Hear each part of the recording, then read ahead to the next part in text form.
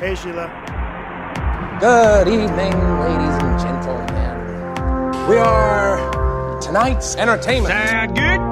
Yes, sir! I know who I am! Did IQs just drop shot while I was away? I have a plan. I like this shit. You know, it's exciting. Dance off, bro. It is your Me and you.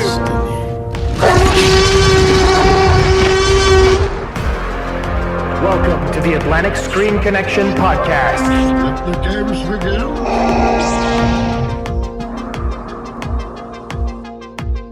Hello and welcome to the Atlantic Screen Connection podcast with Jason and Lee. I'm Jason. I'm Lee. And this week, we're going to be delving back into the world of John Wick as we discuss Chapter 2. We're a little bit late on that compared to everyone else, but we don't give a shit. This is the way we roll. So before we get to the film, I want to know how my co-host Lee is doing. How are you doing, sir? I am exhausted. Yep, I hear you. I don't know, man. I have been terrible this week. Every day I've gone into work and I've just had a fucking terrible time, and like to nobody's fault, just me. I just felt a total drain. I haven't been able to like keep up all my work with regards to big picture reviews and the podcast. I mean, like I had seen John Wick 2 days ago. I seen it pretty late, and I spent the last 2 days breaking my mind trying to talk about it or write something about it, just to have something. Like I did a review and I still felt like I hadn't got it out of my head or anything, and on top of that, I'm getting reviews in, big picture reviews from like Darren and Lawrence, and I have to post them. I feel all over the place. I have a schedule, and I feel all over the place. I don't know why, and I'm just tired, and I am so glad that we get to do this episode. I'm a little lowish on energy, but we're gonna do it. We're gonna talk about it. We're gonna have a good time, and then I'm just gonna put it all down for a while and just chill the fuck out and go see some Best Picture nominees. I hear you, man. I'm kind of tired too. I don't know what the fuck happened this week. Even getting to the gym was a nightmare to me. I went this morning to work out, and the entire time my head was on repetition to be like, you could just leave, right? You just have to put the weights down. Get off the bike. Go. Just go home. This is what happens to me every time I try to exercise. You don't have to do this. Exactly. But I was having fun, man. I was going out. I was listening to podcasts. I was able to catch up on a little bit of In Session, a little bit of a pop culture case study, a little bit of War Machine versus Warhorse. I was listening to Rebel Force Radio. A bunch of things that I've been meaning to get to, and just listen to a couple of shows here and there because, school's kicked in. People have been handing in assignments now, so I'm getting buried in work. So, but this week, for some fucking weird reason, I just drained, man. I was just walking around, looking around, going like, God damn, fuck everything. Yeah, I don't understand it. I mean, usually, like, this could happen to me if, like, I had a bad weekend, something that was, like, exhausting. Like, a couple of weeks ago, I went to London on a Sunday and came back that same day and then had to go to work the next morning. So I was like, that's that tight moving on 2 planes. I was done for that week. And I spent the whole week trying to get that energy back. But this weekend, nothing happened. I was very relaxed. And that is obviously not good for me because I've now spent the whole week begrudging every single activity. I was with my kids and I had a great time with them. But I had no energy. I was trying to make sure that they were okay. I'll tell you one stupid thing that I did this week. My eldest daughter Mia she's a fantastic human being. I love her so much, and she loves to cook. Sounds like you're trying to convince us of something before you let her down. No, not at all. I let myself down. I'm the idiot. My daughter loves to cook, and so she likes to watch a show called How to Cake It. I think it's this woman that's on YouTube, and she makes cakes and stuff like that. Cool. And she really, really likes this woman. And so at school, they had this assignment where they had to break a Guinness World Record of some sort. And first of all, I have to talk to the teacher because that's a stupid idea. They're called world records for a reason. They're borderline unbreakable. Yeah. But at the same... But maybe it's a lesson in humility. Yeah, great. Teach that to an 11-year-old. Know your place, child. Exactly. You're 11 years old. You're a failure. Your parents never wanted you. So, my daughter had the brilliant idea of making a 20-story cake. Because that's the world record is 20 stories. She said, I'll do 21 and we're going to take a picture of it and all that stuff. But then her mother says to me, hey, we decided that we were going to make the cake, but now the kid's over at my place. And I'm like, I'm not making a fucking cake. You know, she says, no, do you mind if I go pick her up and we'll make the cake and then you can kind of make the PowerPoint presentation and stuff like that. I was like, oh, sure, no problem. So I sent my daughter over to her mother so that she can make the cake, and they did it. They made a 20-story cake. Jesus. But I mean, it wasn't the size of a house. I mean, I know, I get it. I mean, like, yeah. So anyway, 20 tiers. Exactly. It was 20 tiers. There you go. Wait, so the record, was this a 20-story cake or a 20-tier cake? 20-tier. Right. Not 20-story. Okay. Well, anyway. I mean, that could have been an awesome cake. Like, that seems like a world record would be a skyscraper cake. I'm mixing everyone up now. Anyway, long story short, she brought a piece home. And I'm not a cake fan unless unless I'm depressed. I don't like where this is going at all. I do not eat cake. I only eat cake when I'm sad inside. And this week was one of those weeks. Sure. I didn't understand what the fuck I was feeling, and so with all my workouts and doing all my good time and all that stuff, I felt like, oh, cool. I'll have a piece of cake, and I'll add ice cream to that, and then I'll add shame. And so I had that cake, I think it was on Wednesday, and I've been recovering ever since.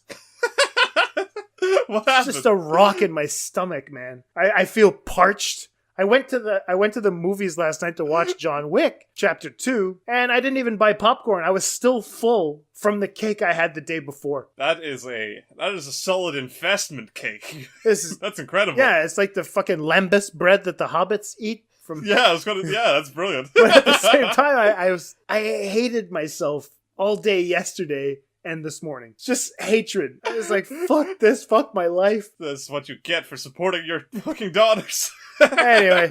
Shame, disappointment. Yeah, so anyway, that's my 20-tier cakes story for this week. All right, so did you watch anything interesting this week? We're going to do this quickly because we're actually working on a different show. We're not supposed to be talking about it right now, but it doesn't matter. I'll whisper it. But you don't know what that show is yet. Nope, not at all.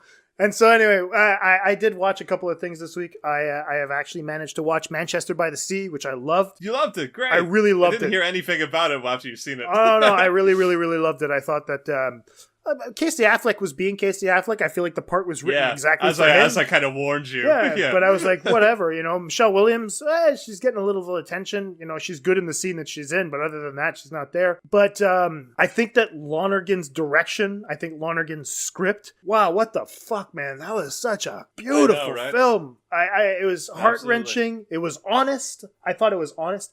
I loved the cinematography. I thought that it was really well done. Masterful Very shots. Clever for the little it had. I mean, definitely. Yeah, definitely. I love that. I rewatched The Imitation Game because I was on David's podcast the other day, so check that out. That's Film right. Faculty and Pop Culture Case Study talking about The Imitation Game. I had fun watching that. There's another film. Oh, I'm gearing up to also watch Moonlight for the first time, and I'm looking forward to that. Yes. Because I really want to see it. I just played it a couple of minutes, like fast forwarding through the file that I have. And so far, the cinematography looks fantastic, so I'm already in. Yeah, it just came out here this week. So In I'm hoping to.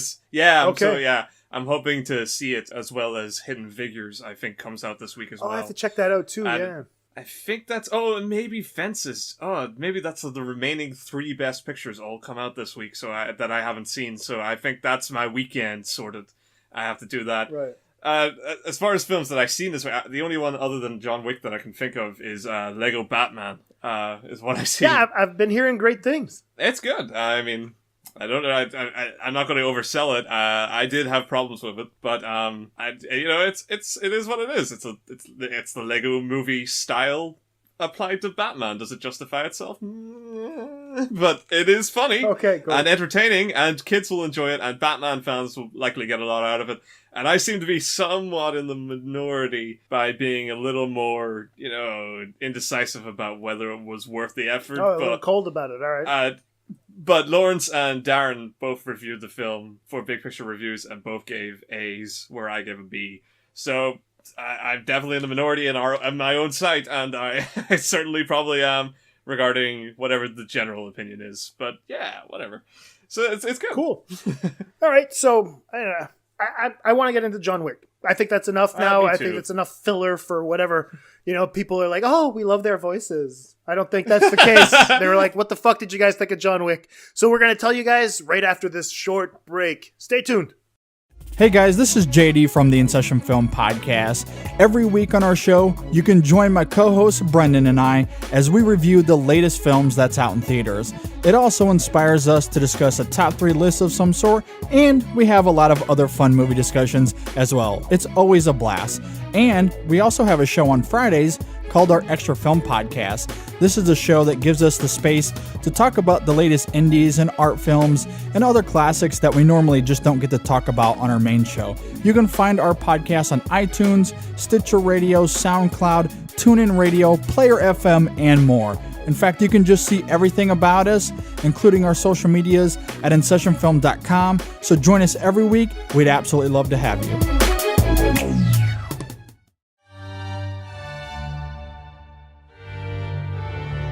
Welcome to Rome. Is this a formal event or a social affair? Social. How many buttons? 2. And what style? Tactical. Mr. Wick, do enjoy your party. How good to see you again so soon.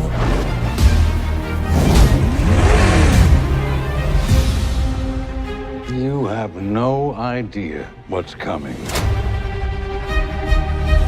You want a war? Or do you want to just give me a gun?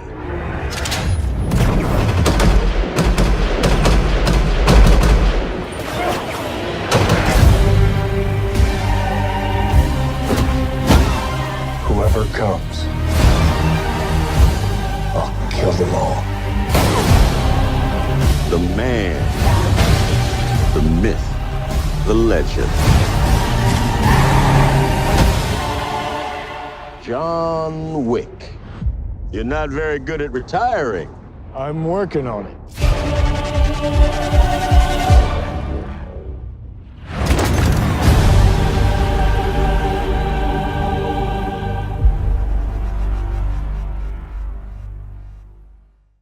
All right, welcome back. Hope you guys enjoyed the trailer for John Wick Chapter 2. John Wick Chapter 2 stars Keanu Reeves, Ruby Rose, Common, Ian McShane. Oh, Lawrence Fishburne is actually Lawrence Fishburne. Oh, yeah, obviously. Yeah, in a very forgettable part. Spoiler warning. Oh, yeah, so that's we'll say that. Spoilers. Spoilers on this, obviously. It's a brand new film, and we, as we always do, delve into a lot of the scenes to talk about specifics about the film, and that's not going to be any different this time. So if you haven't seen the film, our thing. That's what we do. Yeah, if you feel that we are going to be ruining some scenes for you, see it first, come back, listen to what we thought of it. If you don't really think you'll care, stick around. We'll listen to us talk about it. So fair enough. Spoiler warning. We want to make sure that you guys don't write us a message. I mean, it's not quite split. Oh dear God, no! There's no twist ending to John Wick Chapter 2. However, I mean, we're going to be looking at specific scenes, trying to take them apart, put it back together. We're going to be revealing specific things that happen to Wick, whether or not we agree with them, and that's it. So I mean, if you guys have tuned in before, you guys know that this is what we do. So eventually, exactly. I'll probably just put a spoiler fucking warning on the SoundCloud image or the iTunes image, or now Stitcher. Actually, we're there too, so you guys can check us out there. And Overcast, if that's what you're inclined to going to get, we're on Overcast as well. So before we get into John Wick Chapter 2, Lee, I want to know: were you heading into this second film on a high from the first one? Yeah, definitely. I mean, I absolutely loved the first John Wick. I think it's easily one of the most memorable action films I've seen in a long time, and honestly, I was looking forward to. I try to have a blank slate going into any film, but there's something about sequels you have to sort of meet yourself halfway with expectation, because a sequel's going to play off what it has set up. Essentially, I knew that I had to have some expectation, and so I let that be. Yeah, I like the first one. I hope it's like the first one. And yeah, so I went into this positively. How about you? Well, I have to kind of admit that I'm like you. I didn't get a chance to see John Wick in the cinemas because when I saw Keanu Reeves on the poster, I was like, yeah, no.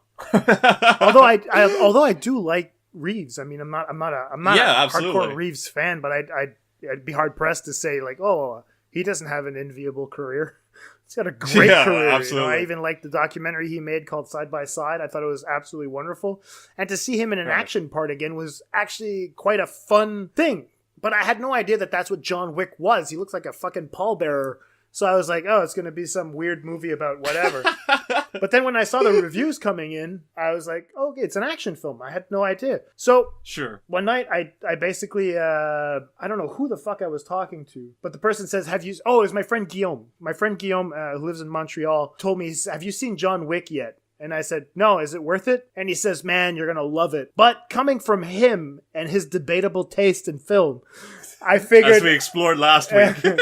I was like, it's a little iffy. And he says, trust me, Jason, I know what you like, and this is probably right up your alley in terms of action films. And I was like, all right, cool. So I got myself a copy, and Leslie was with me as well. And we sat down and we watched John Wick, and we were like, holy fuck, was that ever fun?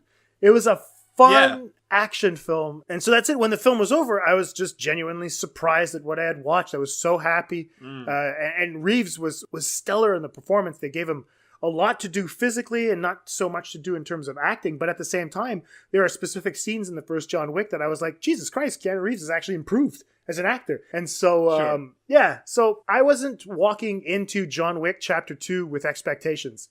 That's the fun part, is that I figured John Wick to be just separate, and I was like, okay, I'm eager to see where this character can go. And so I walked into the new film with just that in mind. So your impression then of Chapter 2? Okay, my initial feeling is that I didn't particularly like Chapter 2. Sure. I feel like they dead man chested themselves, or Matrix Reloaded themselves. And I feel like the first John Wick was subtle in its world building. But Chapter 2 feels like there's just too much exposition and too much exploration in the assassin world, and it becomes a really tedious experience to watch. To me, it was the Matrix all over again, in that the assassins are agents. You know, they're activated by cell phones, you know, Manchurian Candidate style. They actually are, yeah. And I'm like, why is everyone an assassin all of a sudden? I couldn't believe... I mean, it was just too much. Okay, and this is initial reactions, okay? We'll get into the positive stuff after, but I'm telling you right, like off the bat, how I felt was, what the fuck is going on? Why are they doing this?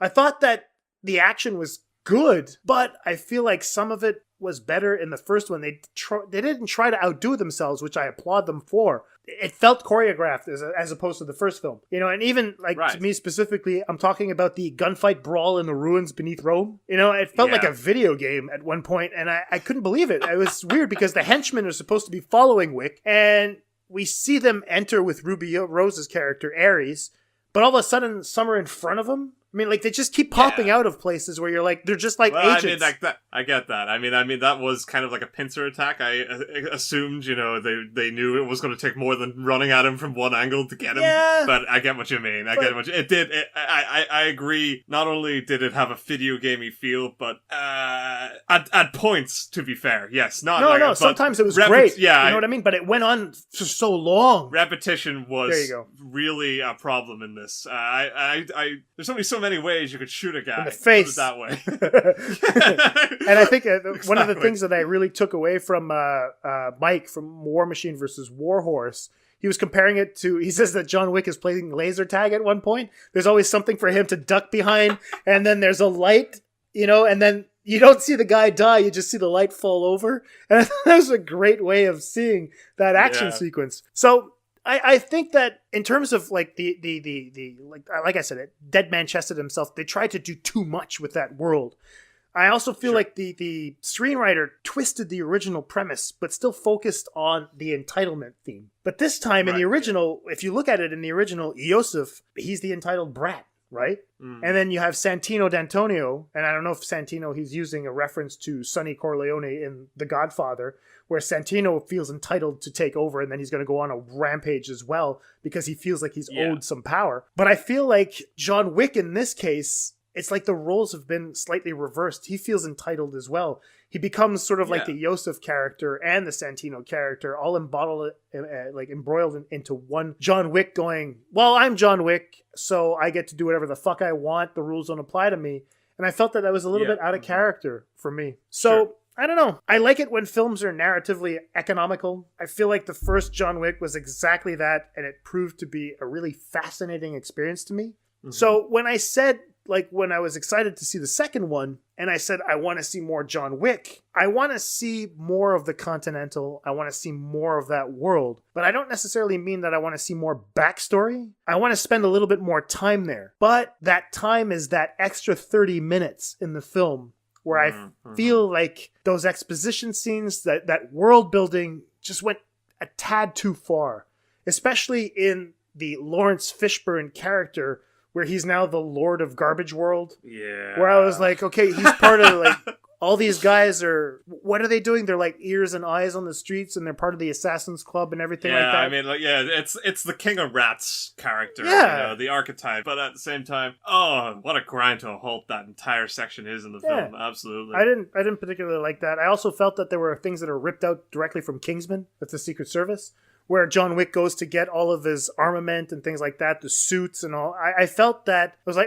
this is a very comic booky thing to do. Let's try to do that, and I get that. I was a little bit like, dudes, we've seen it before. I think that even my girlfriend could point out the Tarantino-esque moments in the film where, it felt funny, but it felt forced a little bit.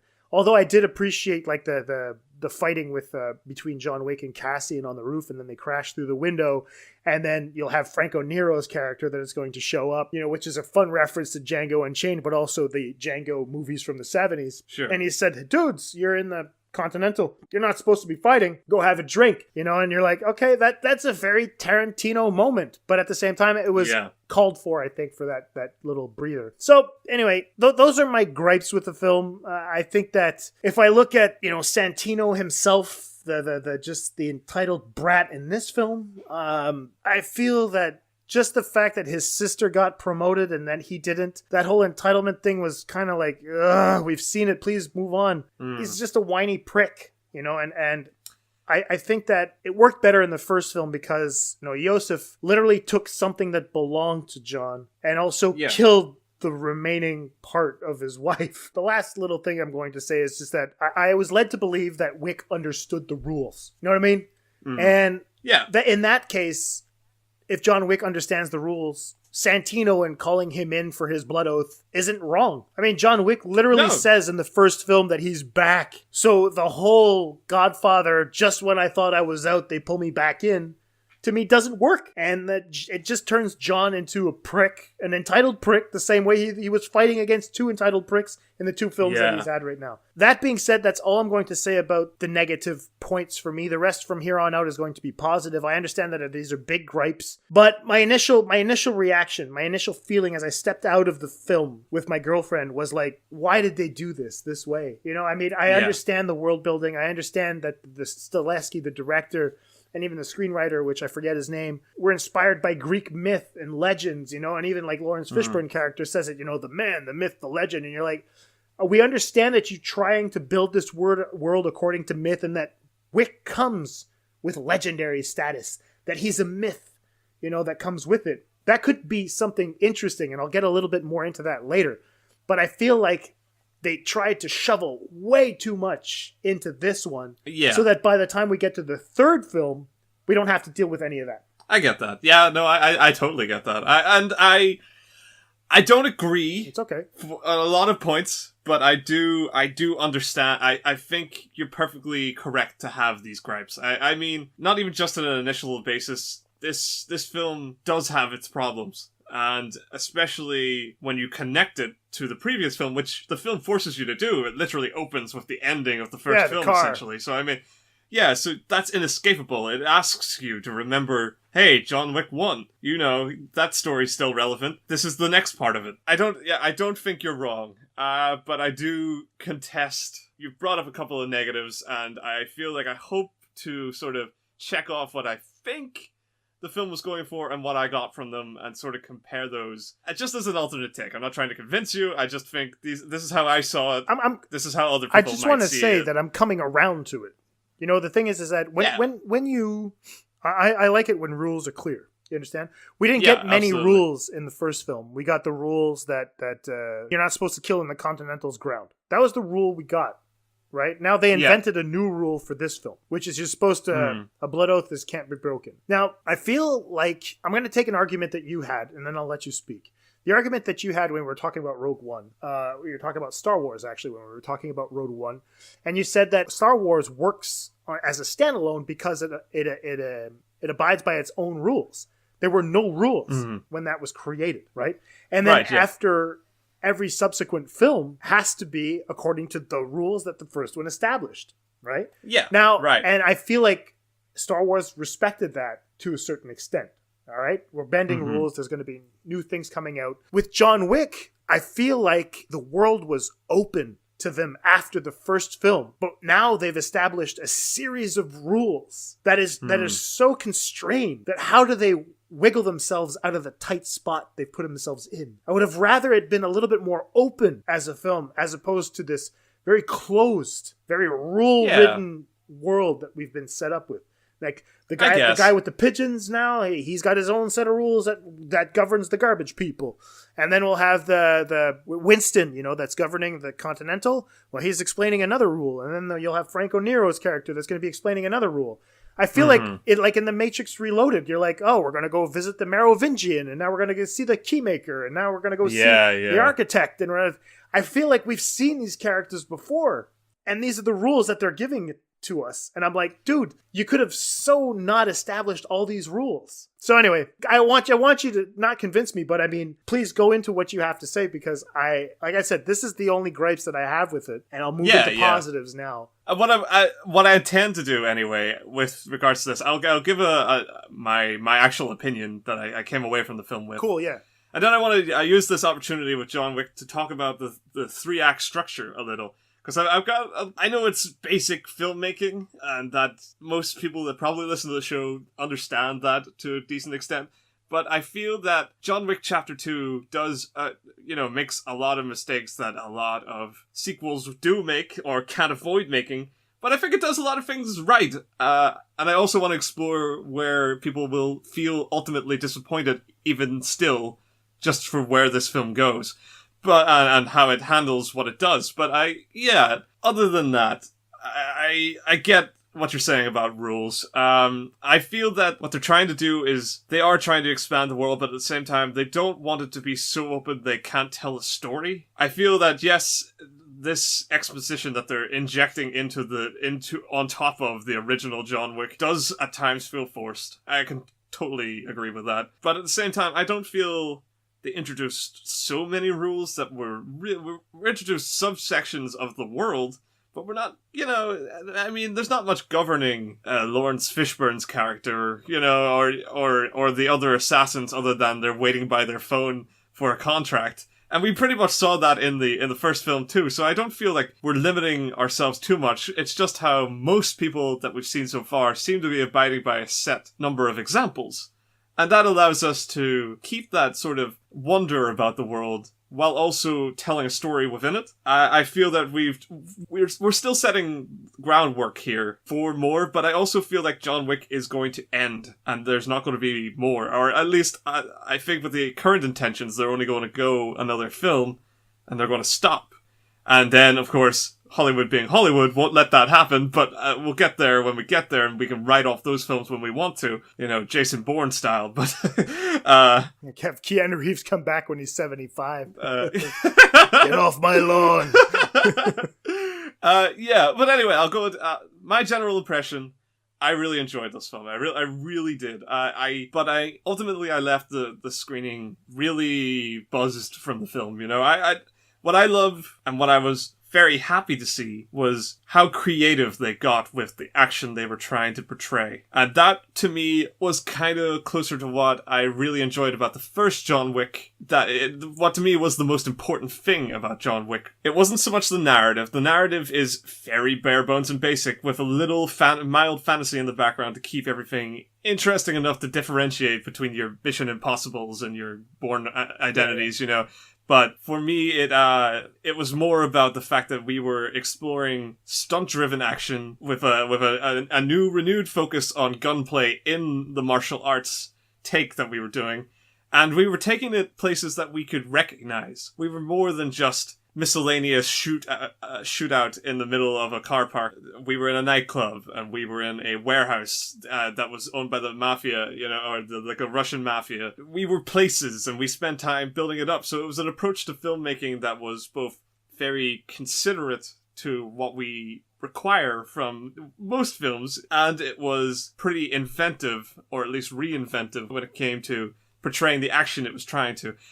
I thought John Wick Chapter 2 did the logical and best thing it could have done on that regard. While it does introduce more world building and rules, each one sets up a very fun, interesting, creative action scene that we can wholly differentiate from any scene that we've seen, not only in John Wick, but in almost all other action films. Or at least we get the references, or if there are references, you know. But we start off pretty simple, almost like thematically, we're tied with the first one. We're in like a warehouse and a city. These are like the callbacks to the original film. We move away from that film within the first 15 minutes. And then we're in an outdoor festival for the rich. In like a ruin, you know, in Italy, that seems to be pushing the continental feel, the upper class feel that was sort of present in the first one to its natural sort of extension. And then we're in the subway and we're fighting people, and then we're in a museum, you know, an art exhibition, and then we're back out in the streets with a fountain and all these like underground trains and stuff. And I think that's great. I thought that there were so many clear ways, and each one has its own little gimmicks about it that kept the action varied and interesting. You know, they can't shoot through a fountain. The fountain goes up, bam, bam, bam, no guns go through. And trying to get around it, they're trying to chase each other down until it falls, and then they've got a clear look at each other. Or, you know, the Hall of Mirrors thing, you know. There are sliding doors that people are disappearing behind. There's a brilliant piece of comedy in that where a guy shoots at the reflection of John Wick and it cracks the mirror, and that alerts John to where he is, and he takes him down in one. And that's creative and fun, and I love seeing little bits and pieces like that. But I felt like there was an example in each place that I thought, I'm so glad we got here, and I'm so glad the story decided to expand this direction so that we could find ourselves. I mean, even although I do think that the film grounded to a halt with the Lawrence Fishburne segment, the idea that you're running through the subway and then you hide away under the coats, under like a bag, you know, to get away from your assailants, that's hilarious. I thought that, like, yeah, you know, that seems logical to me. I think that nobody's going to check that. And then even when they walk over, they get taken out anyway. It kind of defeats the purpose. Yeah, whatever. But even still, it was a good hiding spot. It was pretty inventive. They do a lot with what they set up. That does create some jarring problems with narrative and pacing, and those are definitely problems. But as far as exploring what I wanted to see from this, which was fun cinematic ways to explore action with just the lightest tail ends of characterization, I got what I wanted. I was very happy. But I agree with that. Yeah. You know, those were the sequences, the action sequences were the things that I enjoyed the most. Yeah, definitely. Right? Some of them went on a little bit too long, in my opinion. But at the same time, I feel like I got a lot out of them. I really, like you said, they were inventive. I thought it was fun because most of the time there's going to be so many cuts. There's going to be shaky cam. Like, people think that that's how you film action sequences now. Mm-hmm. But I mean, Stileski, the director, used to be a stuntman. He probably still is. I don't want to assume that he's not doing it anymore. Yeah. But he understands that this is the work that he was in before. And I mean, it must be a huge payoff to work with a guy like that who understands the true craft that goes into making an action stunt sequence and not having to blur the line between who the real actor is and who the stuntman is, where you're actually seeing people perform the stunts flat out with the camera that is in a wide shot. Yeah, there's no cuts. Oh, and yeah. I think that's brilliant. I'm not taking that away from him at all. To me, like I said, the story was the problem. The rest around it, I loved. Yeah. You know what I mean? Definitely. There was this small moment of giddy joy, and it's definitely a film thing. So it's not something that the average viewer is going to go, wow, I appreciate that. But when he's in the ruins, he as he's running away from Ruby Rose, who's just shown up, and we're seeing the lights in the distance. We see him run sort of towards the camera down this sort of open hallway, and it holds on him so long it actually pans to follow him to the other side of that hallway. And then we start seeing these new assailants coming in from the other direction, and that's such like a Western move. Yeah, and I just there was this little squee of joy in my heart. I was going, oh my god, that was excellent. I haven't seen like a long hold on a character running down a hallway and establishing the scale of the place and the direction he's going and the threat, like his options in that area. There's so much to take from just that small moment. And I was going, yeah, how is he going to get out of this? And the film was letting me imagine it, but also telling me what weren't options at the same time, and answering my questions as it went along without saying a word. The cinematography, incredible. And I'm not debating that. No, I don't think you are, but that's sort of what worked about John Wick as far as an action film is still good here. The other side of the debate is it good as a narrative? Does it do anything interesting as a sequel? And I enjoyed it enough to say I cared more about what was happening than in the first John Wick. I don't think it's better. I think that there's something to be said about, a succinct story that just does its job and leaves the book open, ready for the next chapter that you fill in yourself. But at the same time, I like seeing what people come up with and where this world was going to go. And I think that a lot of the choices they made, sure, it affected the pacing a little, but I was happy to see it. I was happy to see rules broken. I was happy to see the open contract. I was happy to see excommunicado. I was happy to see... I was happy to hear about this high table, this lingering idea, because then I started thinking, what if John Wick ascends the table? I thought that was where the story was going to go, and it didn't go that way at all. I thought he was just going to accept he's back in the game, and that was going to be his arc. And that's not where we end up, and it might not be where we're ever going to go. It could be, but that was in my mind the whole time, and I started having questions about what this character wanted. Did he really want to retire? Did he seems to be pretty good at this. Is it just, is he really half on at the moment, Is he really fighting for just settling down with himself? It was hard to reconcile that. And it's like, is this him grieving? Is that the metaphor we're doing here? Is this all just one way of challenging, the ins and outs of what happens when you lose a loved one?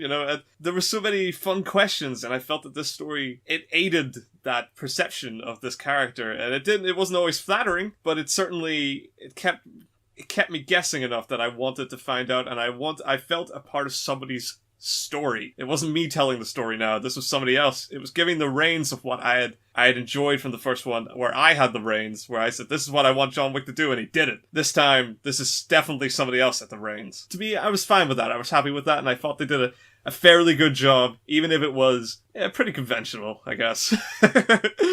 Yeah, I all that is fair, and I really appreciate that. I understand where you're coming from, and I appreciate the imagination that was put into the film. It's not something that we're privy to a lot nowadays in terms of action films, So, yes, on that, like I said, I completely agree. Don't get me wrong. I really like this world. Yeah, I love certainly. it. I love it a lot. I just think that there was just too much of it. Just look at the end sequence. Mm-hmm. When John goes to visit Winston in the middle of that town square kind of thing. Yeah, exactly. And then everyone turns around and looks at Wick. Yeah. That to me was like, no, you can't do that. Not everyone's an assassin. Not everyone's going to be in the same place. That's just too much. To me, that's where they became agents. Yeah. Where you're like, ugh. Look at the sequence where he's fighting the fat Chinese guy. Sure. And then the blonde chick. I feel like that's exactly what happened. The phone calls were there, and then Agent Smith was able to weasel his way out of the phone and then turn them into magic assassins all of a sudden. Yeah, no, I totally get that. What are you doing? However, I will kind of go against that by saying the way that those sequences were edited was fantastic. Sure, yeah. The editing in this film was brilliant. I thought it was so cool the way that he took the audience literally for granted. He's like, you know what? You guys are smart. I'm going to piece this together this way and let you deal with it. Sure. You're jumping in time. Wick is walking towards the subway station, all right? And then we still see him fighting outside. I mean, how many films would have the balls to say, oh, they'll get it? This happens before. This happens on his way to the subway station. Yeah, absolutely. I was like, wow, that's great. But the fact that they turned into agents, I was like, meh. Yeah, I get that. I think the first John Wick, even if it has mild fantasy, it does set up a sort of realism to it that it definitely throws out the window a lot. Yeah, definitely. I mean, again, I didn't buy the fantasy the first time round enough to consider it real. The moment that it happened and the sheer over the top nature of the action and the fact that the story was set up by contrivance in the first one, I let the story play itself out. I never really bought it in that on that degree. I never saw the realistic side of it. I get that what it was going for, but that fantasy, once it's there, I can't unthink that the rules are too open to assume this is real, So this was very much more Harry Potter to me than the first Matrix. It was very much, there's this magical world that is just around the corner, and you're going, yeah, but there isn't. I want to believe that. I do. I genuinely find that fascinating, but it's not true. And cool. And so when the sequel takes that and just runs wild with it, where obviously it's exaggerated how many of these people are assassins, and that's kind of... It's just insane. It throws the realism that could have potentially been there right out, and that is jarring for those that could see it in the first one. And I sympathize with that, because they are effectively cutting half their audience that appreciated John Wick out to tell a different story almost entirely. As far as tone goes, as far as characterization goes, it's a risk that doesn't really benefit anybody but the people who are making it. And it's kind of selfish in that sense, because they want to do it. They just want to say, what happens if this is going to be cool?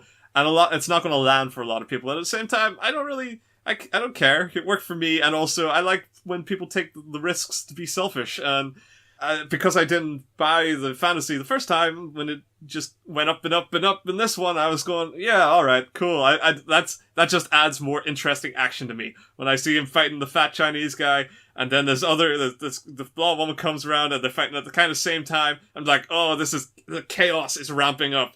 And that ties a lot into the 3-act structure. What I want to say about this film in particular as a big second act specifically, and I guess I could go into that if we want to just shoot there. Yeah, I want you to explain that, because then after that we're going to take a quick break and we're going to come back with all of our positives. So so the 3-act structure, this is something that film students would know pretty well, because it's actually something that I should have went through at some point in when I studied screenwriting, but for some reason it never happened. We did approach little bits and pieces of it, but it just didn't happen. That's very strange, because the 3-part structure that I'm going to be talking about, the one that we kind of know for films, is very much focused on screenwriting. So I don't know why I never touched on it really, and why, but it makes sense that film students know how to pick it out. So essentially, it's all just guideline stuff. You don't have to take it too seriously. Nobody is saying this is how all films work, or if they are, they shouldn't be. Essentially, it just helps typify all stories, and we use it to try to guide ourselves with regards to character arcs and overall arcs for stories. I'm going to use a general example, and it's good old Star Wars, which I'm almost certain is probably the go-to example that you film students would hear as well. So it's not going to rock anybody's boat here, but I can't think of one that's more effective, because it's not only one that the audience will mostly know, but it's also pretty simple. It's a very simple film. So if we look at A New Hope, I called it that. I got this from a website called Caffeine Symposium, just to save myself time. So we've got Act 1. Luke follows Ben to rescue the princess and fight the rebellion. Okay, and I'll expand on these Act 2, Luke finds the princess, loses Ben, and escapes the Death Star. And Act 3, Luke blows up the Death Star and saves the rebellion. So, I mean, in those 3 acts, defined by the major action that happens within each, we have a bunch of little checks and moments that sort of define where each act starts and finishes and how they play into each other. So if we look at Act 1, we've got the beginning, and that sets up the world. So we have Princess Leia, who sends a message for Ben Kenobi. After that, we have the inciting incident, which is Luke meeting R2, C-3PO, and Ben Kenobi gets the message to let them know that they have to save the rebellion. Second thoughts is something that can and can't happen, but generally sums up when there's a little doubt at this point in the story. And that would be Luke saying, oh, he can't go, he has to work on the farm, he's due to that. And we get a climax of the first act in that when he returns to the farm, his guardians are dead. And essentially he has the instigation there to want to join the rebellion. And that pushes him towards the next part of the story. So we get a clean... After that, we say that's Act 1.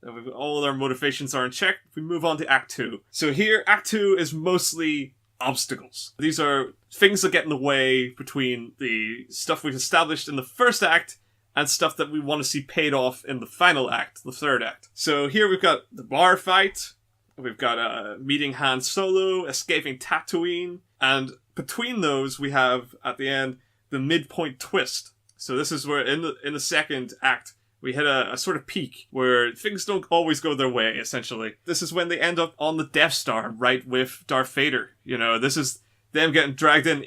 They don't know that Leia's there, They don't know this is where they want to be at this point, but this is the twist. They have been lured into the thing that just destroyed Alderaan. This is a problem, So then the gang saves her and tries to escape. Those are obstacles, and we move on to disaster.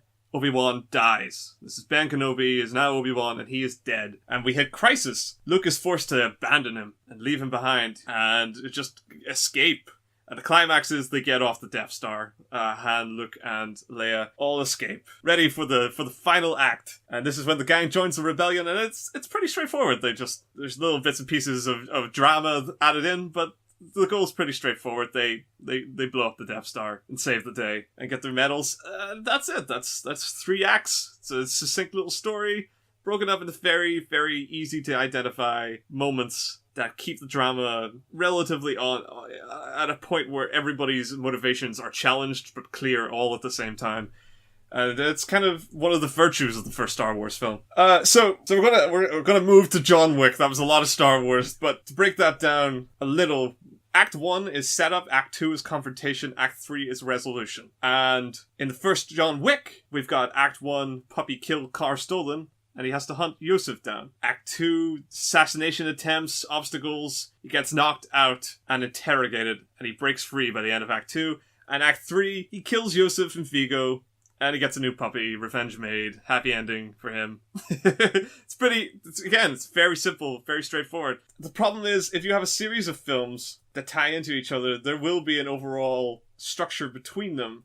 And when the dollar stops at Chapter 2, there's likely going to be an issue. You see, Acts 1 and 2, they're known as the ascending action. So, here the stakes keep getting raised, the game keeps changing, and it all builds and builds to a point where we know that we are going to get our payoff. Everything then begins to depreciate into a descending action with the third act. There's a calm, there's a peace, and we see narrative structures just kind of tie themselves up. So when the film stops at Act 2, there's this lack of catharsis, usually regarding the character arcs. And here's where it can go wrong. Here we are reevaluating John Wick, the first film, as the first act of the story of John Wick, because we now have a second act that has essentially made what is the minor 3 acts that makes up the first film just a small side story in a bigger, wider story. And not only does it take away from the initial sort of perfect neatness of the first 3, but the artificial extension can often lead to dissatisfaction in itself.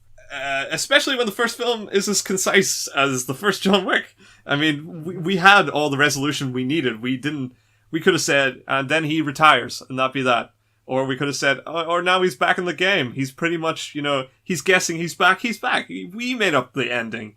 at that point, but the point was that the important part, him getting his revenge, was resolved. And after that, we could invent the story. Here, we're getting that taken from us. So now John Wick 1 is our beginning, where we learn of his wife's death and the end of John Wick's retirement. We get to our inciting incident when Yusuf drags the Morning Wick back out of retirement as a vengeful spectre. And in this case, our second thoughts could be his refusal to just stop when he's requested by Vigo, to just let bygones be bygones and let his asshole son just get away with it. Or we could even see it as the kidnapping. John Wick gets ultimately interrogated. You know, here we have a point where he could exit the story, and whether he's going to take it or leave it, that's all a part of Act 1. And either way, he doubles down on murdering everybody, and we get our climax to Act 1. He is in the game, or has come out of retirement to sort of show that he could be back in the game. But now where that was an ending, this is now a refigured beginning, and the story continues. So Chapter 2 is also our second arc, and it's full of obstacles. Santino wants him to fulfill his marker, his blood oath. He blows up his house, and though John's drawing a line in the sand, he's forced to keep his word, essentially because he has nothing else. And he goes from location to location, killing this target for Santino until, as expected, Santino turns on him. And here, that's the obstacles leading up to the Midpoint Twist being the open contract that turns the entire world against him. It flips the rules that we've learned about the world that John Wick is in, and his allegiances to the people he knew are now being questioned. Wick tracks down Santino, and we get more shootouts, all of that, obstacle after obstacle. That's all just part of Act 2. Just constantly on the path to building our resolution, and the stakes get higher. The contract keeps going up, and there's more people coming at him, and he has to battle against that. And then disaster, he does get to Santino, but on continental ground where he intends to stay safely forever. And here we're getting a crisis, as we did with Star Wars. Wick needs to kill him, but Wick has a relationship with Winston, and he has rules that he's abided by, and his reputation essentially rides on the fact that he did everything in the Hitman world by the book. And he's been forced into this place where now what's built up in his character, the taking of his past, and is in this conjoined story where his wife, his memories, his puppy, all tie into his impatience towards Santino, are now being tested. And the resolution, he acts rashly. And he does. He kills Santino on continental ground. And we get our second act climax. John has been excommunicado. So here the arc wasn't so much about John's relationship with Winston, but the lack of options. And we're set up for a thrilling climax that we don't get. You know, this is the same problem that Lord of the Rings, The Two Towers had, where it's all just action and people running around and people getting closer and closer to where they're supposed to be, but nobody gets there. The story barely ends, and we're told, hold on, there will be another. Same with Matrix Reloaded. Again, and it's one that you're right to call comparisons to, because not only does its story just add layer and layer of world building that totally detracts from the original vision of the first one, but it also doesn't give us any clarity with its own world. It builds up a bunch of questions that it seems confident enough not to answer until the third one, and that doesn't pay off in The Matrix, but I mean, in other films it does. So we're left with John as an impatient prick, as you put there. And he's a man who turns from supportable because his dog was killed to vengeful, and that vengeance is drawn into this next story. We set off where we left off with no real break, and that becomes just a figure of impatience, because now he's made bad choices, and that escalation is carrying with him. He didn't actually have to kill Yusuf. You know, he wanted to. He felt he was entitled to, but that entitlement has now stretched into a sense that he can make up his own rules. And that character arc that we're starting to see here, that we didn't have in the first one, is going its own direction. And so we're getting this feeling that John just doesn't like doing things that he doesn't want to do. He doesn't play by the rules really, because we've never really seen him play by the rules, except that he doesn't kill on continental ground, and then he's forced into a point where he does break that rule. And we've set up an arc that he is now this generally unsupportable character, and we've lost much of the sympathy we've had for him, and we don't have any solution to it by the end of the film. We are now just sitting there thinking, well, John Wick's an asshole. And now we have to begrudgingly watch the third one to see if he's not an asshole. To an extent, there's parallels there with Star Wars again, with Empire Strikes Back. I mean, if we look at Luke and his story for that, the impatience of him to not follow through with his Jedi training ultimately doesn't benefit anybody. He rushes to Cloud City. He doesn't save his friends. They escape just as he arrives. And as he's skulking around, he's fallen into the trap and he just has to be rescued. He actually puts his friends in danger, and he has to take that and learn from that for the next story, which we don't get the payoff to till Return of the Jedi. We get a payoff inevitably, but by the end of Empire Strikes Back, we all the balls are in the air and Luke is left off, and we're thinking, this kid has fucked up. It could be said that this could happen with John Wick, but it's probably not handled as well as Star Wars. I don't want to make that direct comparison, but it's there, essentially, is what I mean. Beyond that, the second film now robs the first of its succinctness. I mean, we've said this about Rogue One, we've said this about Civil War, I guess. You know, these stories force additional layers that didn't have to happen, and while we can just go back to the ones we enjoyed and go, yeah, that's great. And sometimes we'll embrace these new stories, and that's a point. We have to make a point of embracing them, because they're telling us something that doesn't fit with what we were originally told. It doesn't suit the narrative originally given. So there's work on our behalf, and it makes perfect sense why people can be disappointed by that, especially when the film is so straightforward and clear, like John Wick is. You know, this is a film that is about a guy who gets revenge for his dead wife and dog and car, and that's that. And that's great. That's all people wanted from that story. But at the same time, if we follow that to just wanting that again, because people wanted more, obviously, we were either looking at a point where this plays into the fantasy, or we have a James Bond scenario, where every new adventure is a totally clean slate, and little to no impact from the previous one matters. And we just have, it's your film of the week. And yeah, it's fine, it works for what it is, but there's a little more ambition behind this to actually tell a character arc. And that's going to be initially offsetting, but at the same time, it's pretty good though. And for me, I can see that while it does take a conventional route and that we can actually map out the 3-act structure, it doesn't always benefit a film to be able to say very clearly where it's going. For John Wick, it's an action film to an extent that I was really here for the action, but the story has kept me invested. I don't mind it being a little conventional. I don't mind it ticking enough boxes to say, this is our second act, this is what we're leading to. You know, descending action, that third act, is singular in itself as well. It winds up a story, and it could see a return to form, although we never really see that very often. That it usually has to balance a bunch of stuff with regards to how theatrical films are released. We're going to see a bunch of side stories, a bunch of new characters, they're going to have their own arcs. That always happens. That's why third stories are mixed bags often, because while we should have a very, very, very straightforward resolve, because we've all the pieces in play, we have to add more and more to that. So that's why we get the Ewoks, and that's where we get, you know, all the crap that happens in Godfather Part 3, like side stories with the daughter and stuff that, you know, do inform the world, but don't necessarily matter to the story that we were sold on in the first two films. But to me, you know, as far as second acts go, I thought this did what it was supposed to. We had obstacles, we had action, and it had enough of a narrative to keep me caring about it. And the fact that it is different is going to put people off. It didn't bother me in that sense. That sounds great. I understand. Yeah, you made a compelling argument with regards to Luke Skywalker, you know, finishing at the end, and we're like, you moron, you should have completed the training. We have that same initial thought with John Wick, like, why the fuck did you shoot Santino in the head in the middle of the continent? Yeah, exactly. Uh-huh. So, yeah, I mean, you're absolutely right. I may have been approaching this a little bit wrong, but I think that it's just because it felt so innocent in the first film. Yeah. That I feel like I was robbed of and it's I know it's me. Well, it's not just you. It is how these stories challenge people.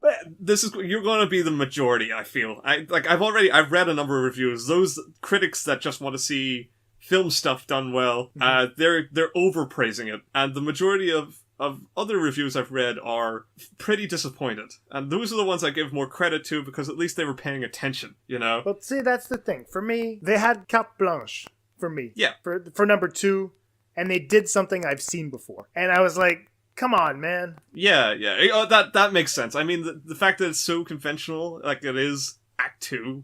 Yes. Yeah. I totally get that. This is just John Wick, but more. And people more hate that, but yeah, that's good and bad. That's more of the action that you like, more of that good cinematography, more John Wick, but also more narrative and politics and world building, and like that's the stuff that you didn't really consider whether you really cared about. You could take it or leave it in the first one. It adds a little flavor, but you didn't see it as the point of the film. Now the film's trying to justify itself as a world. That's it. You're pulling away, you know, and that... But I was already sold. And then they're telling me, well, we have all these things too. And I was like, yeah, but I mean, listen, you know, if you're a pushy salesman at the door, I'll fucking close the door on you. Yeah, exactly. You know what I mean? I think that's perfectly fair. I think, and that people are reacting that way. I feel that this is definitely something that benefits rewatch kind of films. Oh, it will. It's going to be great. People now that I make know their what to peace expect with that kind of change over time. It takes them a little bit to adjust, but... It's going to be a very competent sequel. Yeah. In as much as that I'll probably be able to rate it amongst the very, very good sequels that have come out. You know what I mean? Great, yeah. The only thing is that this could have potentially been a Terminator 2 as opposed to, I don't know, what could be. Like what you said, Two Towers. I actually prefer the Two Towers. Right. Well, I don't. I prefer the Empire Strikes Back. I do with that, in that regard, definitely. For different reasons. But I feel like this is the Temple of Doom. Yeah, I think that's...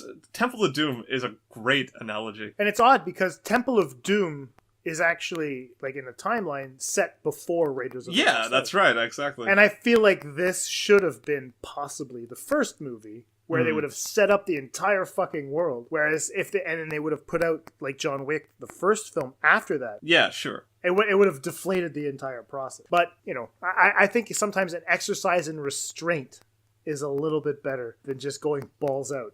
Yeah, I absolutely agree, and I do think the film was pretty restrained in a lot of senses. You're absolutely right. This is not Matrix Reloaded. I mean, they didn't go over the top. Yeah, well, they did, but it was kind of like you could understand where they got that idea from. You know, why they took that leap, but there was not some stuff that was going like, why are we here? What's the point of this? Except the Fishburne scene. But anyway, let's take our break. Hello, cinephiles. This here is Matt Neglia, part of NextBestPicture.com, and I have one question to ask you. Do you feel like Leonardo DiCaprio really deserved it for The Revenant last year? Do you think somebody else should have won Best Actor? Well, on our podcast called the Next Best Picture Podcast, myself, Will, Michael, and Kristen discuss that and more, as we are always looking for the best in film today and what will ultimately win the Best Picture Oscar. Join us as we review films, talk about the latest news in the awards race, as well as the film industry itself. Thank you very much for your consideration. Hey, see what I did there? Welcome back. Now, we're going to be talking about positives for the rest of the show. Because I implore you, all of you, go see this movie. I mean, this is a lesson in how action films should be made as well. Gripes aside from what I had to say, that was personal satisfaction, right? This is not mainstream or like what people are going to get from it. They're not going to be disappointed in John Wick, in my opinion. No, yeah, it's just what I wanted from the film. You know, absolutely. So this is main criticism. Little contrivances that I was like, whatever. It doesn't fit for me. However, in the long run, when you sit down to watch this film, you're going to enjoy it. I can guarantee you're going to enjoy it. There's going to be a lot of what you like from the first film there, and enough to build on to warrant a third film where you're going to be like, okay, how the fuck is John going to get out of this now? Yeah. And I think that's going to be really interesting. Definitely. So from here on out, we're going to be talking positives, and the positives that I want to talk about are with a couple of the references that are in the film that I thought were really clever, especially from the director's standpoint, from Stileski, and where he's coming from as a guy in performing stunts from the stuntman world. Yeah. And I think that at the outset of the film, okay, what Stileski's doing is essentially telling the audience that he's set out to make more of a hybrid stunt slapstick comedy Western action film. Okay, so the Western, Definitely. You'll have, the man with no name, but obviously John, like I said before, has many names, but the dog doesn't in this one. But at the same time, he's essentially that loner who walks into town, takes care of business, and walks the fuck out. Right? That's essentially what he did in the first film. One. Yeah. It's a little bit of what he does in this film as well. The action film, obviously, I mean, how many headshots are there in this film? I think they doubled the body count from the first film. There was 90 some odd kills in the first film. Yeah. They're, like, just that's the ruins underneath Rome. I think that's about 90. Yeah, definitely. They Rambo'd it. Exactly, yeah, they Rambo'd it. I love that. We have a new verb now. We're going to be using that. They Rambo'd it. Yeah. The references that I thought were cool. The film opens with a nice little tribute to Buster Keaton. Now, that's the one that everyone's going to talk about. Sure. I don't know what film it's in. I would have liked to, because that would have been able to flex my muscles, but it's on screen for such a short period of time that I was like, hey, that's Keaton. Shit, I don't know what the movie is. Yeah. And then I didn't want to just walk back in to rewatch the film. Just watch 5 seconds of a clip. But that's it. I mean, the references start actually with the first poster that was released for John Wick. And I don't know if you guys recall the first poster. It's actually John Wick surrounded by a bunch of guns, right? Now, that to me is Stileski telling us, with the bunch of guns and the Buster Keaton reference, what he's trying to do with John Wick 2. The poster itself, and I talked about this on Twitter, and it's probably out there now, is actually a reference to Harold Lloyd's short film Two Gun Gussie that came out in 1918. Yeah. If you look up the image Two Gun Gussie with Harold Lloyd, you're going to see it's an exact replica with John Wick.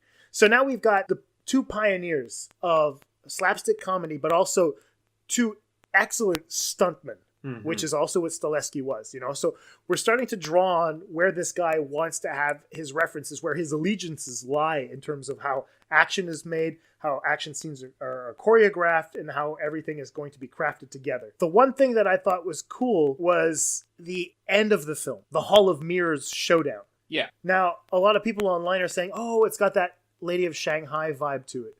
And I was like, that's inconsistent with what Stileski has set up with Harold Lloyd and Buster Keaton. And by remaining consistent with it, that to me, when I was sitting next to my girlfriend, I turned to her and I said, this is a reference to Charlie Chaplin's The Circus from 1928, where he actually walks into a Hall of Mirrors and people are chasing him. And I really think that it's cool that he would draw upon these really extraordinary pioneers of silent film, but also in terms of stunts for the days that these were coming out. We've got a 10-year period. Now, Harold Lloyd in 1918, all the way to Chaplin in 1928. So Buster Keaton must be somewhere in between there. Yeah. So we've got maybe our 3 acts that are going to be playing out in that way. Now, I think that is kind of cool. If he's going to reference that, we have to look at both. I'm not very well versed in the Harold Lloyd.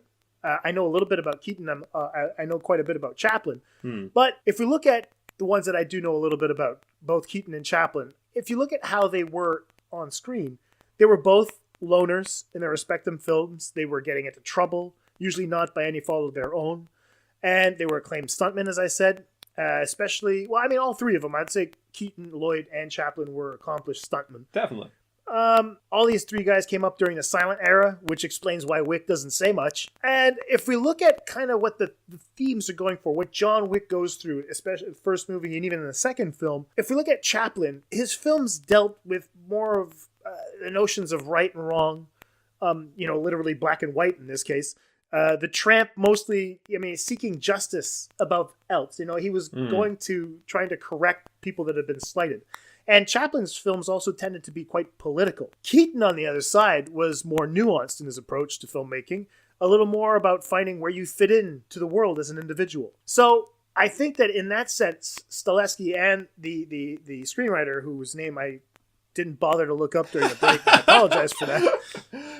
I think that if we look at John Wick through the lens of the silent era, his character makes perfect sense. He's a combination of these two preeminent figures. Like I said, I don't know much about Harold Lloyd, but I mean, in terms of Keaton and Chaplin, I think what Stileski is trying to do is establish Wick where he wants to be in the assassin world, showing him as an individual, but also navigating the lines of right and wrong in that environment. Yeah. All right. So we'll have Chaplin on one side, Keaton on the other, and we'll have John Wick kind of embodying the notions that these two pioneers of stuntman work, or even in terms of filmmaking craft, he's the embodiment of these two. He's actually a silent hero in a modern action stunt slapstick comedy. And I mean, you have so many things you can point to throughout the film. Look at just the tumbling down the stairs, which is hilarious. At one point. Exactly. Most of the time, you'll have these people that are just, going to get up and start running again. But they're physically destroyed at the end of this sequence, right? And even they set up the film even with the first shot when he gets his car, his Mustang, and it just shoots right out of off a ramp. Yeah, You're like, oh my god, they're gonna literally have flying cars in this one as well. So I think that Stileski is really, really nodding, the tip of the hat to where his influences lie, in terms of where the directors he liked, or as a stuntman where. That a lot of these guys don't get the credit for being stuntmen. They get it for being film magicians, Chaplin and Keaton and all that, So I think that a lot of that comes from. Yeah, I definitely think that. I mean, a lot of people are making up that John Wick is something of a neo-noir, and that his character evokes like Humphrey Bogart-esque characters. No, I disagree with that. I don't agree with that at all either. Yeah, I think that what you're saying makes a lot more sense with regards to the influence to the action. It seems far more likely that they're trying to evoke these practical actors. Yeah, and I think that even by the end of the film, John Wick is essentially an extension of the tramp. He literally has no home. He doesn't have anywhere to go. His mission is kind of done. He has to be on the run. He's off to another mission. I mean, a lot of Chaplin's films end that way, with Chaplin just walking off into the sunset. Yeah, that's right. Yeah, and I think that in true postmodern fashion, I'll call it that, John Wick is an amalgamation of so many different types of genres. Like we talked about the Western, the action film, slapstick comedy. But at this point, with the world building that these guys have done, I mean, we have to bring in oral tradition. We have to bring the fairy tale motifs into it. I mean, just look at the opening of the film. When you have Peter Stormare, his character, just talking about the boogeyman, the Baba Yaga. Yeah. This is drenched in lore. They're trying to expand the mythology and things like that. But Wick is part of that mythology. It's like he's telling a story to a kid, right?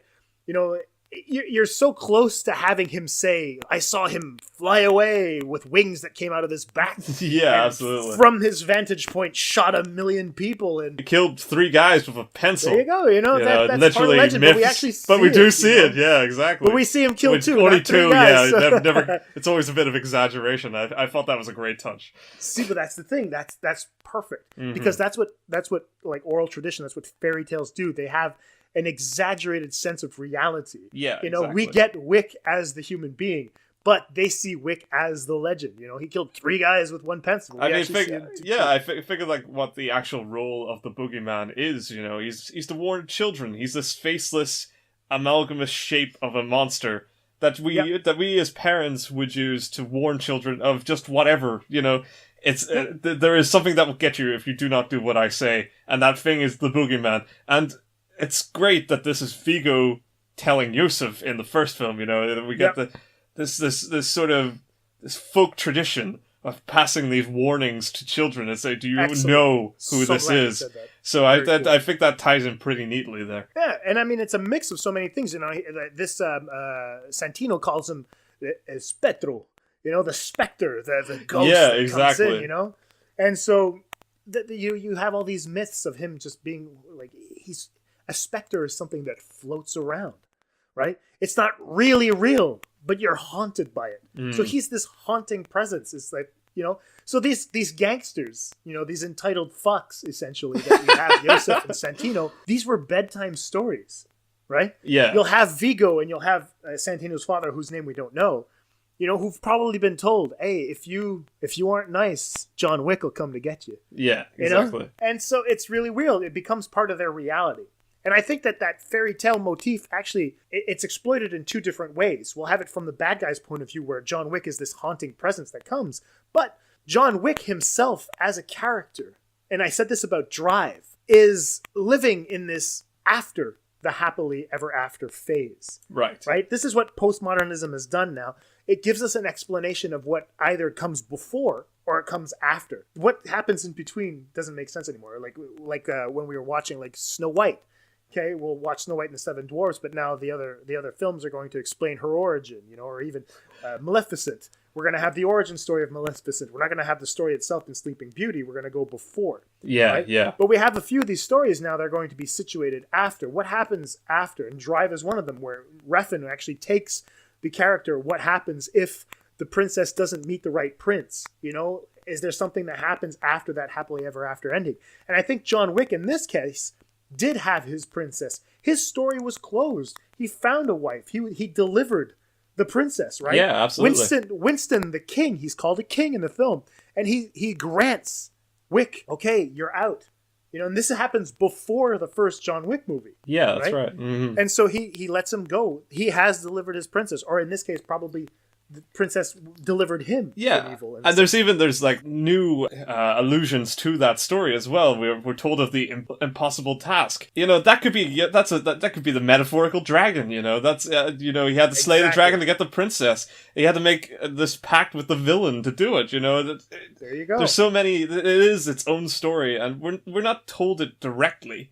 We are sort of hinted at it, and we piece it together. Yeah, and I mean, if you just decide to choose to pick things apart, I mean, like the dog in the first film is called Daisy, and I think that's great because it opens up so many different things. Because if you look at Daisy as a symbol, it's this nice beautiful flower, like yellow in the middle, which represents hope, and then you'll have the petals on the side that represents purity, innocence, right? And so you have a dog, and gifting him that dog is her trying to tell him, this will preserve your innocence. To me, you've never been that guy.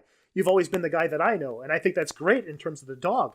And even Daisy, harkens back to what we were talking about in terms of Great Gatsby, right? So you have that melancholy attachment to the dog, where the dog actually represents a time he can't get back, the same way as Gatsby wants to get Daisy back, but he still essentially is the bootlegger, the same way as John Wick is still the assassin, right?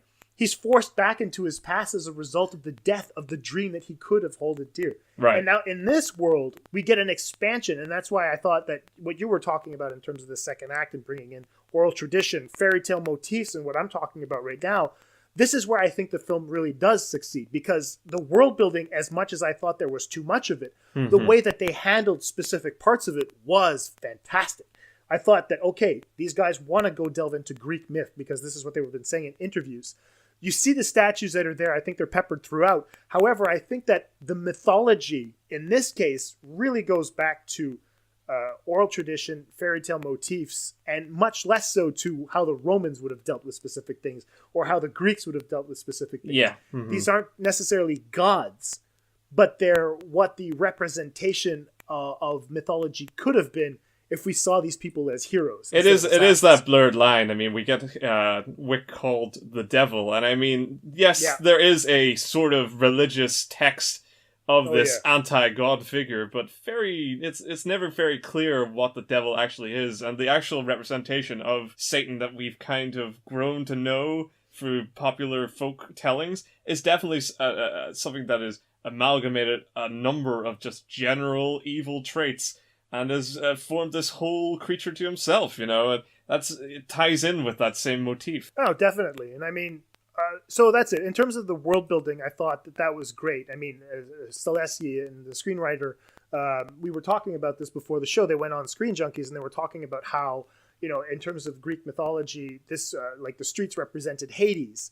And how, like, because the towering buildings and stuff like that, this was the underworld of where Wick conducts business, all the shady deals and whatnot. And the coins are like kind of a representation of the tokens that you'd have to present to Charon, the boat, the ferryman that was going to take you away from purgatory, actually into hell. Absolutely. So I think that it's kind of clever in that way. I think it does kind of stick its head up its own ass at one point where you're like, okay, take it easy with your symbolism. I can see it on screen literally now. Yeah. But let's look at the metaphorical implications with regards to that. Yeah, absolutely. I mean, even if you're looking at that structure, if you're thinking of John Wick, the first film, as this trip through the underworld, you know, and through with Hades, and then we move up, then this challenge upwards to the second film, where we are now with the elites of the earth. You know, these are the people that are higher. Yeah. These are the people of Earth, and the sort of middle terrain. But then that kind of alludes then where the third one's going to go. We're probably moving to Olympus, and we're going to climb to the gods, the high table itself. When we've already heard that these people rule the underworld, Wick's going to take it to them. And that's great. I mean, the illusion's pretty clear there. I mean, hopefully it turns out that way, but I think it's pretty set in stone, essentially, because they keep saying about the Greek mythology. It would be a shame if they didn't take it that way. But, I mean, is he going to take the war to Winston? That's the thing, you know? And in that way, I think that it would essentially be that whole motif we're talking about, where the prince actually becomes king at one point, right? Yeah. If we look at it, you know, everyone has tried to overthrow Zeus at one point. They all failed.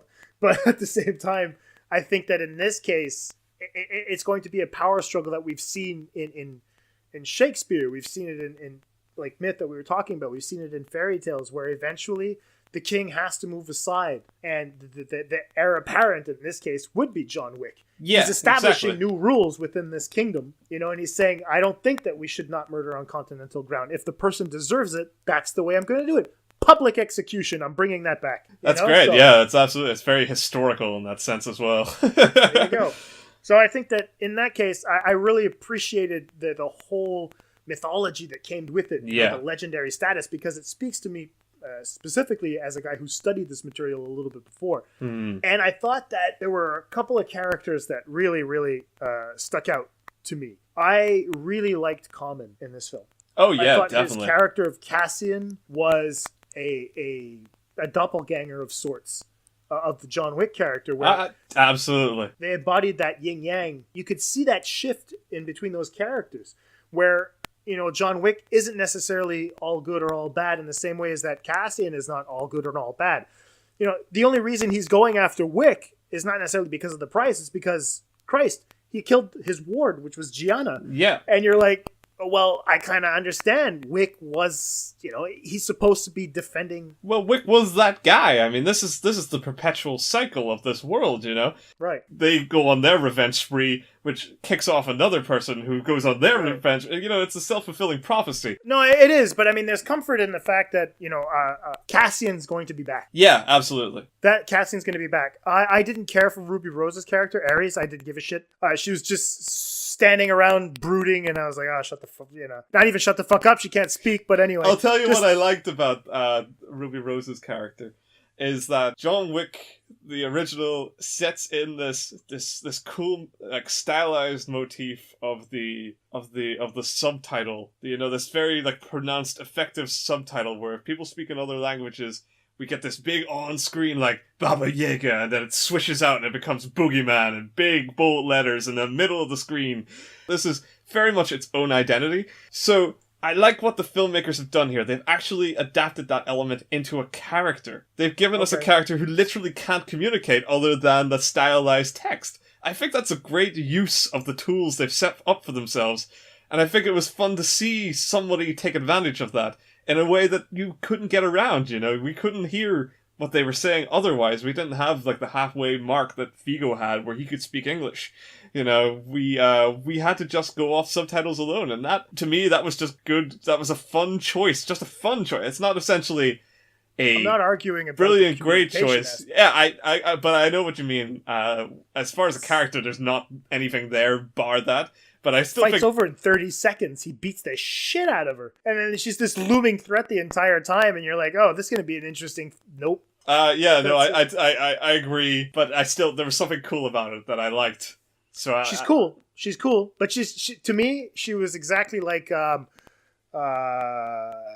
Phasma in The Force Awakens. Oh yeah, that's a fair comparison. Absolutely. before we get to what I want to talk about in terms of retirement, because that would be essentially us retiring the show. All right, cool. for this week, I want to talk about my favorite scene in the film. Cool, yeah. And to me, my favorite scene in the film, and I think which is the most important scene in the film, is Gianna in the tub. Mm-hmm. First of all, I should have taken that actress's name down. I'm very disorganized tonight. I hope. Anyway, thank you for listening. I think that actress has so much fucking class. As soon as I saw her on screen, I was like, Jesus, what the hell is this? You know, I was like seeing an angel. And when she just proceeds to get undressed in front of John Wick, you know, you never see a woman that age do that. Have the confidence. The confidence, yeah. There's no shame at all, and I thought it was great. That scene was sexy beyond belief to me. Yeah. I was in the movie theater going like, Jesus Christ, this is awesome. Mm-hmm. She is fantastic. But she is the embodiment of what a goddess in that world would be like. Yeah, definitely. You know what I mean? Yeah, well, that's the thing. She's a part of the Olympus in this world, you know? She's actually at the table. So, I mean, that makes sense. She has to live up to that. And she does, man. I mean, I got a chill on my arm when I was watching the movie. I was going, wow, what is this thing?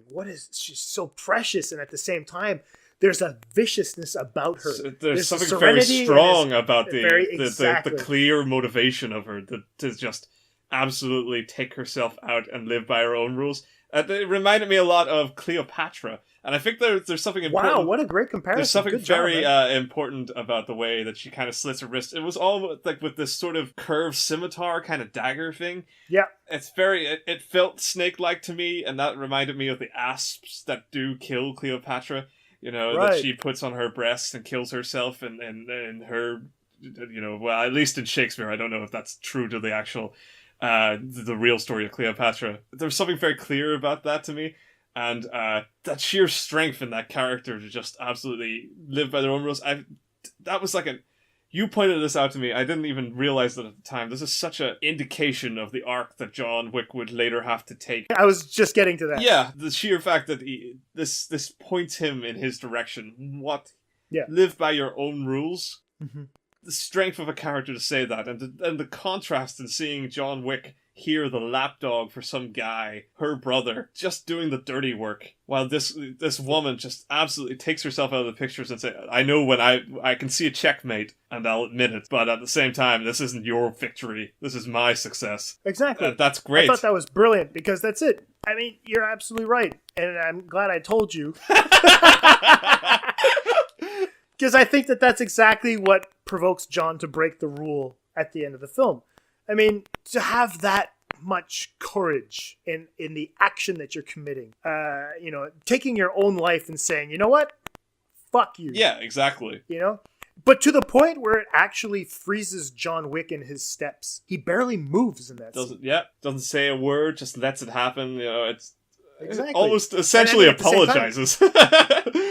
You're absolutely right. Yeah. You see, he's taken aback by what he's actually witnessing, because she, like you said, is on another level. Mm-hmm. And then this is what's more interesting to me, is that it shows exactly why her father chose her instead of Santino as the place at the high table. Yeah. Like, oh, I was stepped over. Motherfucker, that's why. Because you didn't even have your sister's balls. Exactly. You know, I really thought that, you know, she was a shining beacon. I totally agree. It was a standout scene to me, and I would venture to say also my favorite scene. But I think you summarized it and drew on it better than I could imagine at the time. I was just like, that is just a cool character. That this hints at backstory and world building without ever going too far. You know, this is exactly what this is clever storytelling. She could have just been somebody, just a nobody, and this is John Wick, and he just shoots her, and that's it. And the fact they take the time to build someone who is only here for 5-10 minutes is incredible storytelling to me for an action film. When we spend the next half an hour shooting people on the head, it's just unreasonable that there's this. It's not a balance, but at least there are these two sides that are both excellent. Yeah, that's it. I don't know. I still have that scene in my head. Just when she's just lying in the tub, just with the blood and all that, and she's still talking to Wick, you know, she's just saying exactly what she needs to say, and then whoop, she goes. Mm-hmm. And you're like, fuck. And it means more. I mean, we watch people desensitized by the fact that we watch people getting shot left, right, and center. And this one, she just bleeds herself out. It's horrible. It's actual death. No, that was the most effective death absolutely in the film. Before we get to my last little thing is I want to give a shout out to Brendan Cassidy over at In Session, because he was talking about the theme of retirement over in the In Session Film podcast this week, and it's definitely there because they mention it. John Wick is just trying to go into retirement. Yeah. And I wanted to kind of build on what his argument was, because, you know, essentially that's what we're leading into is Wick trying to go towards his retirement. Mm-hmm.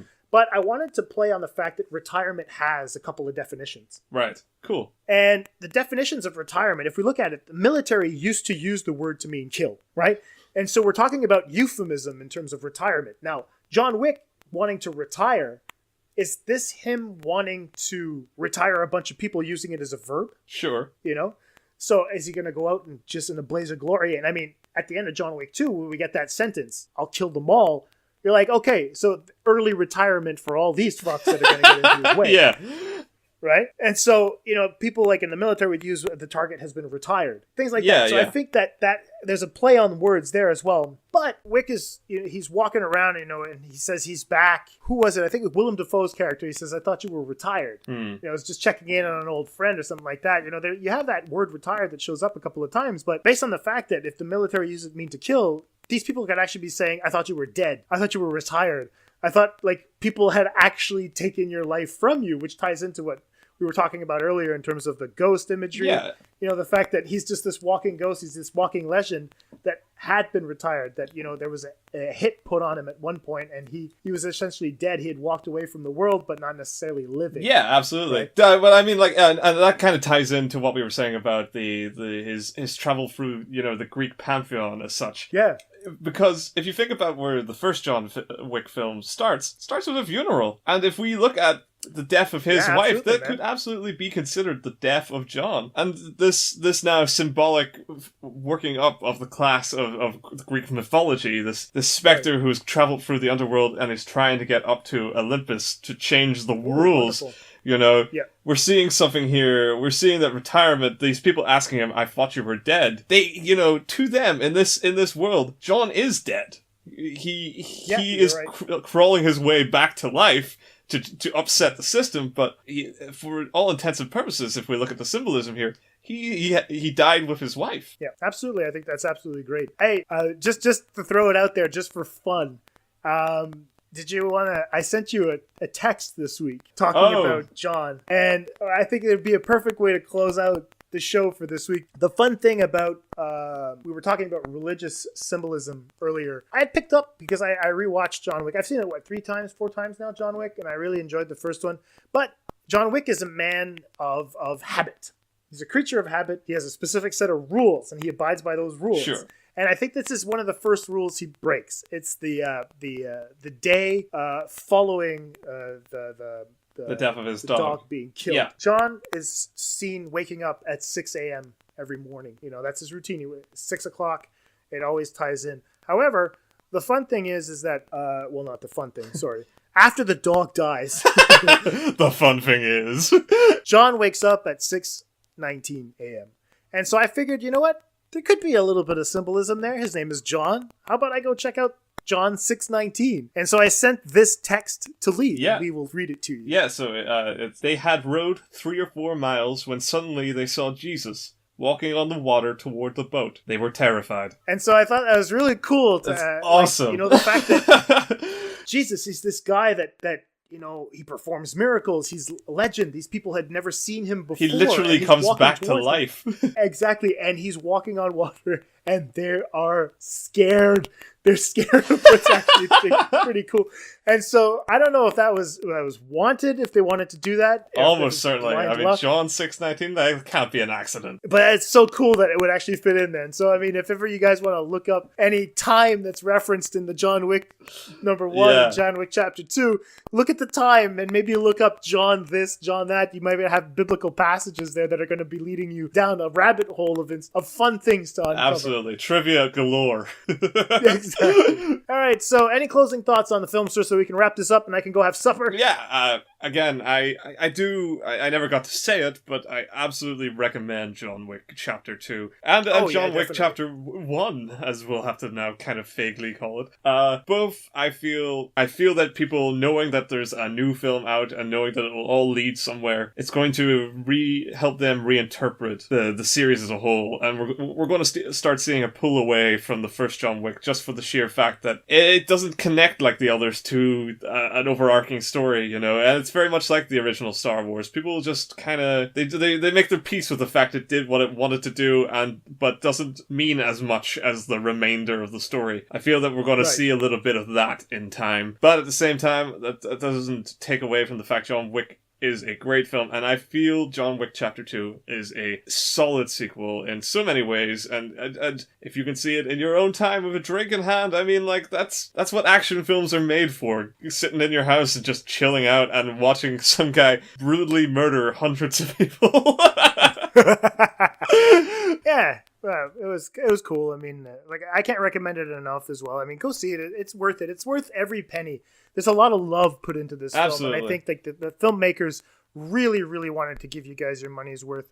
They really wanted to build and also capitalize on what they had created, and they actually let themselves loose. I can't fault them for that. I think it's very, very daring on their part to want to establish and create a new world, like you said, more of a Harry Potter universe. And although I do have a couple of gripes with the film, because, I mean, I don't know if it's my expectations walking in, although they were quite low, I was hoping for something just a little bit more. But that's me. It's just me. I mean, as a regular film viewer, I'm going to rewatch this knowing fully what to expect, and I'm going to enjoy the shit out of it.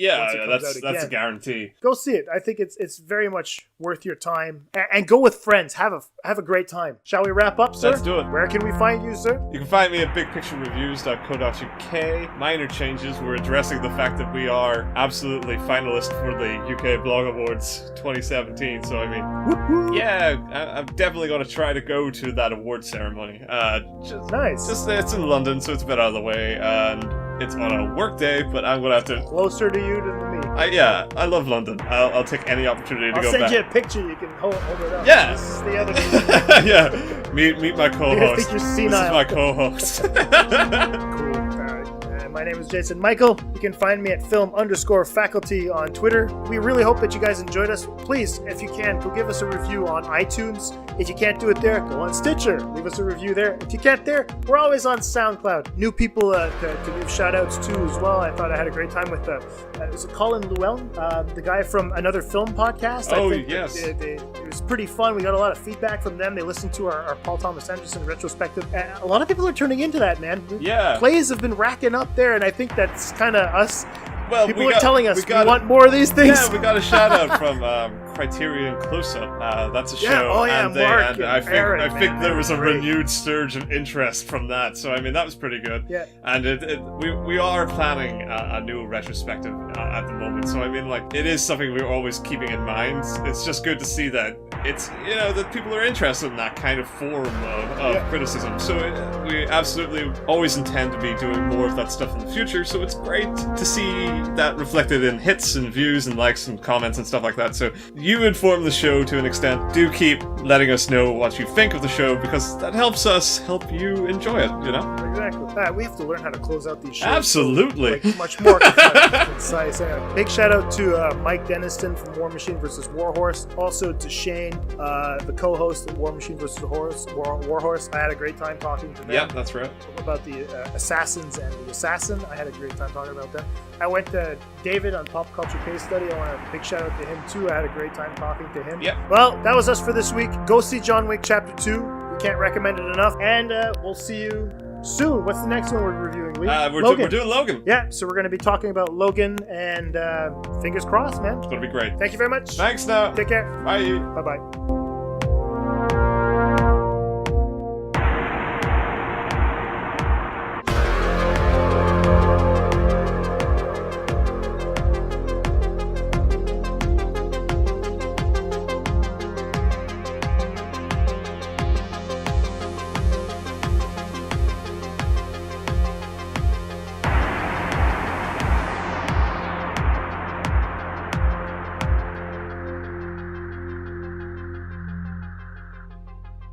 This conversation can serve no purpose anymore.